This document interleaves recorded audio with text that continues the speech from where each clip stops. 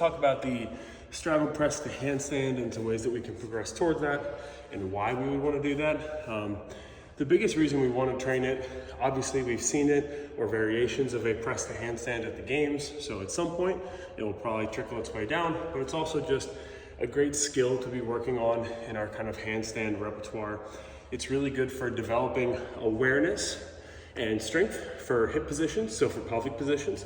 So again, when we're in a really good handstand, we are able to manipulate our hips while we're in that handstand.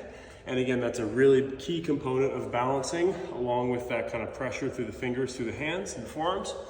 So what we're gonna do is we're gonna talk about two different variations on how to work on this. So the first one is a straddle negative. So we'll kick up to the wall.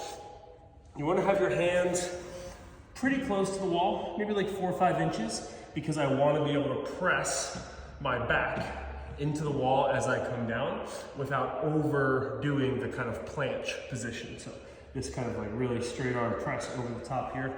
But the key focal points, I'll demo one in a second. I'm gonna kick up to the wall.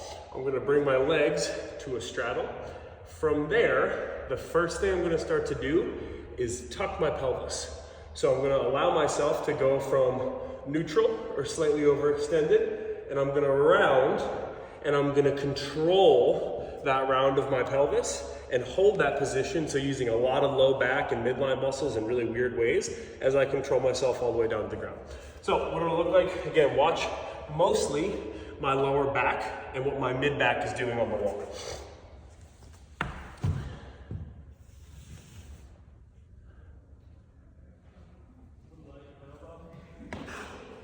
I was probably a little too close to the wall there. So again, that was probably only 3 or 4 inches off. So a little further out than that. Do a better one this time around. Here. Now tuck, reach to the wall,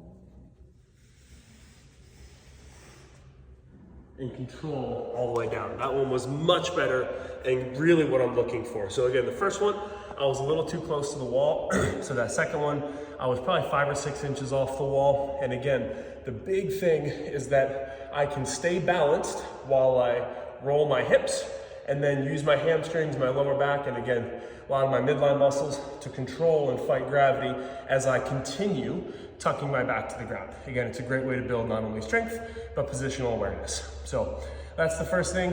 Second thing that we will eventually do in the build into is doing some reps around basically the split. So I call them straddle pulses. So you're gonna come down, you're gonna allow the hips to basically tuck, feet will come down a couple inches, and then we're gonna untuck. And we're really just gonna work this movement. So right around that kind of transition point, we're gonna do a couple reps back and forth. So it'll look like this.